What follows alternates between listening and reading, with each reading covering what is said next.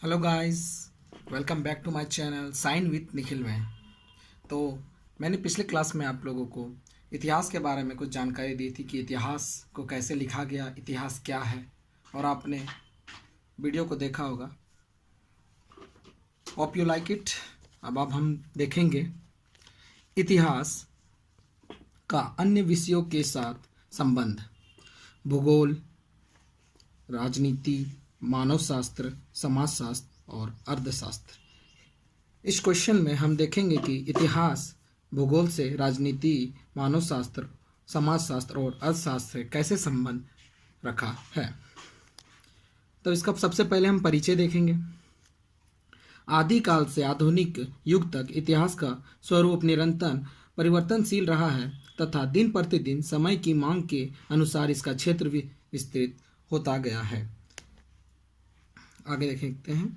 इतिहासकार बी शेख अली कहते हैं, समय के साथ इतिहास के क्षेत्र में भी विस्तार हुआ तथा उसमें नवीन क्षेत्र जुड़ गए। ये बी शेख अली इतिहासकार का नाम है। इतिहास का स्वरूप और क्षेत्र हमेशा युग के अनुकूल होता रहा है तथा इसका क्षेत्र युग की मांग के अनुसार बढ़ता रहा है। प्राचीन काल में बहुत कम इतिहासकार थे तथा इनका लेख केवल राजाओं के जीवन तथा उपलब्धियों पर ही होता था, इसलिए इतिहास का विस्तार नहीं हो पाया। इस पैरा में बताया गया है कि प्राचीन काल में जो इतिहासकार थे वो अपने राजा के ही बारे में अधिक लिखते थे और वो इतिहास के बारे में ज़्यादा ध्यान नहीं देते थे, इसलिए इतिहास का ज़्यादा विस्तार नहीं हो पाया। अब आगे। मानव शास्त्र समाज में विकास की प्रक्रिया निरंतर रही है। इस विस्तार प्रक्रिया के साथ साथ सामाजिक आवश्यकताएं भी विकसित होती रही है। समाज से संबंधित इन्हीं प्रश्नों का उत्तर इतिहासकार ने दिया है। इतिहास क्षेत्र के अंतर्गत जब इतिहास किसी घटना का क्रमबद्ध विवरण प्रस्तुत करता है तो उसे समझ प्रश्न प्रमुख होते हैं। घटना क्या है, वह कैसे घटित हुई, कब घटित हुई और क्यों घटित हुई। इतिहासकार घटना का विश्लेषण प्रस्तुत करता है। पहले प्रकृति का अध्ययन इतिहास के क्षेत्र से बाहर माना जाता था, पर अब प्रकृति को भी इतिहास में मिला लिया गया है। प्रकृति से भी हमें इतिहास के बारे में पता चलता है। मतलब प्रकृति को अब इतिहास में मिला लिया गया है, क्योंकि प्रकृति से हमें प्राचीन इतिहास के बारे में बहुत सारी जानकारियाँ मिलती हैं। आजकल सूक्ष्म इतिहास लेखन को महत्व दिया जा रहा है। इतिहासकार ग्रामीण परिवेश और संस्थाओं का विशद अध्ययन कर उन्हें भी अपनी लेखन का विषय बना रहे हैं। प्रोफेसर एल्टन के शब्दों में, यहाँ एल्टन एक इतिहासकार हैं, अच्छा ऐतिहासिक लेखन ही विश्व इतिहास की दृष्टि से उचित है, क्योंकि चाहे वह उसके किसी भाग का वर्णन करे, वह विश्व व्यापक का स्मरण कराता है। ये इनका कथन है। अतः अब हम इतिहास का संबंध किस किस क्षेत्र में है उसके बारे में देखेंगे। तो अब हम देखेंगे कि इतिहास का संबंध किस किस क्षेत्र में रहा, उसके बारे में हम एक संक्षेप विवरण देखेंगे। इतिहास का भूगोल के साथ संबंध। अब इतिहास का भूगोल के साथ क्या संबंध रहा, ये हम देखेंगे। यह सर्वमान्य है कि इतिहास और भूगोल में गहरा संबंध है। अधिकतर इतिहासकारों की यही अवधारणा है। इसमें यह मत सटीक है कि भूगोल वह मंच है जिस पर इतिहास के नाटक का मंच तैयार किया जाता है। यदि किसी देश के राजनीतिक और सांस्कृतिक इतिहास का अध्ययन करना है तो उसका भौगोलिक ज्ञान प्राप्त करना आवश्यक है। भौगोलिक ज्ञान के अभाव में राष्ट्रीय इतिहास का अध्ययन नहीं किया जा सकता।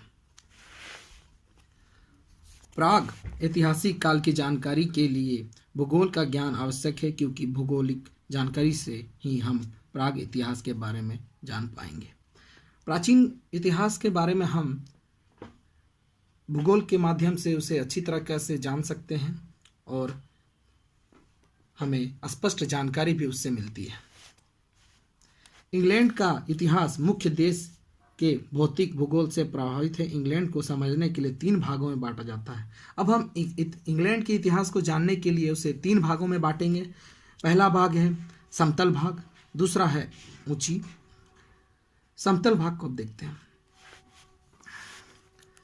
समतल अथवा मैदानी भूमि का भाग इंग्लैंड के कृषि का है। मतलब समतल स्थान पर इंग्लैंड में कृषि का कार्य होता था। ऊंची भूमि वाला क्षेत्र साउथ वेल्स देश के खनिज संपत्ति एवं प्रभावी औद्योगिकरण के लिए जाना जाता था। और ऊंची भूमि में इंग्लैंड के लोग खनिज संपत्ति और औद्योगिकरण करते थे। तीसरा है पहाड़ी क्षेत्र में सेंट्रल नॉर्थ स्कॉट प्रदेश स्थित है। इंग्लैंड चारों ओर से समुद्र से घिरा हुआ है और इसी चीज का फायदा इंग्लैंड को हुआ। इंग्लैंड ने अपनी नौसेना शक्ति का विशाल बना दिया और इसके दम पर उसने विश्व के सभी देशों को पीछे छोड़ दिया। इंग्लैंड ने संपूर्ण विश्व में अपने उपनिवेश का जाल बिछा दिया। तो अब हम जानते हैं कि इंग्लैंड कितनी शक्तिशाली था अपने नौसेना में। यह हम प्रथम विश्व युद्ध में भी देख सकते हैं और द्वितीय विश्व युद्ध में भी देख सकते हैं। और ये इसकी शक्ति का राज था इसकी भौगोलिक कारण। इसकी भौगोलिक कारण की वजह से ही ये अपनी नौसेना को मजबूत बना सका और विश्व भर में अपने उपनिवेश को भी फैला सका। किसी भी देश का इतिहास समझने के लिए भूगोल के महत्व का स्पष्ट करना जरूरी है। B.C. अली कहते हैं, भारत के उत्तर और पूर्व में आक्रमण के विरुद्ध क्रमशः हिमालय और असम ने रुकावट का कार्य किया। हमारे भारत को भी भौगोलिक संरचना ने बचाया। उत्तर में हिमालय ने और पूर्व में असम के जंगलों ने हमें बहुत ही सहायता की, बाहरी आक्रमण से बचाया। इसी प्रकार चीन के एकाकीपन के लिए हिमालय और गोबी तथा मंगोलिया मरुस्थल भी उत्तरदायी है। नेपोलियन और हिटलर के पराजय का महत्वपूर्ण कारण रूस की अत्यधिक ठंड थी। मिस्र के भूगोल ने अपनी पुराने सभ्यता को बचाए रखा। भारत के इतिहास में सिंधु और गंगा नदी की भौगोलिक भूमिका भी बहुत महत्वपूर्ण है।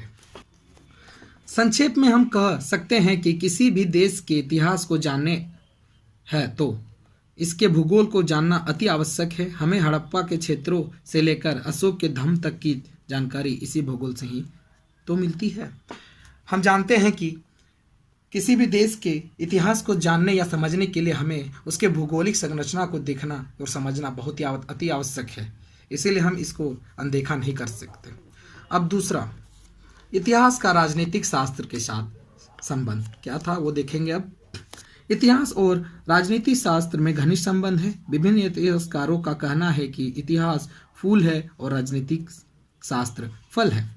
इस इतिहास तात्कालिक राजनीति की कहानी बताता है, जबकि राजनीतिक शास्त्र में सामान्य एवं विशेष भेद से शासन विधियों को बताया गया है। राउज जो यहाँ पर एक इतिहासकार हैं, राउज ने राजनीति को इतिहास का मेरुदंड कहा है। राजनीति में हमें सम्राट अशोक, अकबर महान, महात्मा गांधी, पंडित जवाहरलाल नेहरू जैसे ऐतिहासिक हस्तियों के कार्यों का प्रदर्शन राजनीति रंगमंच पर ही हुआ है तथा उनकी उपलब्धियां इतिहास की विषय वस्तु बन गई। रूसी राजनीति का इतिहास जानने के लिए लेनिन की जीवनी को जानना होगा। रूस के राजनीतिक इतिहास को जानने के लिए वहाँ के दार्शनिक लेनिन के बारे में जानना आवश्यक है। उसी प्रकार इंग्लैंड के 17वीं शताब्दी के गृह युद्ध तथा क्रांति के अध्ययन के लिए क्रॉमवेल की जीवनी का अध्ययन उपयोगी है। अब इंग्लैंड के गृह युद्ध के बारे में जानकारी और इंग्लैंड के बारे में जानकारी के लिए हमें वहाँ के दार्शनिक क्रॉमवेल की जीवनी का अध्ययन करना आवश्यक है। भारतीय स्वतंत्रता संग्राम का अध्ययन महात्मा गांधी, पंडित जवाहरलाल नेहरू, बाल गंगाधर तिलक, गोपाल कृष्ण गोखले या लाला लाजपत राय की जीवनी के बारे में जानना आवश्यक है। राउज के अनुसार इतिहास में राजनीति का इतिहास सबसे महत्वपूर्ण मनोरंजन विषय है, क्योंकि राजनीतिक इतिहास से ही हम किसी देश अथवा समाज की सभ्यता का अनुमान लगा सकते हैं, क्योंकि राजनीतिक रंगमंच पर ही महान पुरुषों के कार्यों का उल्लेख होता है। इस संदर्भ में B.C. अली का कथन महत्वपूर्ण है। अब राजनीतिक इतिहास के क्षेत्र में परिवर्तन आ रहा है और तदनुसार पहले जैसे किसी भी राजनीतिक व्यवस्था की व्यक्तिगत भूमिका के स्थान पर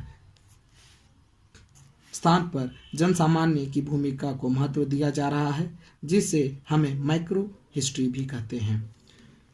बी शेख अली का कहना है कि अब इतिहास को लिखने के लिए राजनीति का भी सहारा लेना पड़ रहा है और जनसामान्य को भी ध्यान में रखते हुए इतिहास को लिखा जा रहा है, जिसे हम माइक्रो हिस्ट्री भी कहते हैं। अब तीसरा पॉइंट था इतिहास का मानव शास्त्र के साथ संबंध। यह मैं आपको वीडियो के सेकेंड पार्ट में बताऊंगा और इसके साथ और 2-3 पॉइंट हैं, उसे भी मैं अगले वीडियो में क्लियर कर दूंगा। तब तक के लिए आप इस चैनल पर बने रहें। Thank you.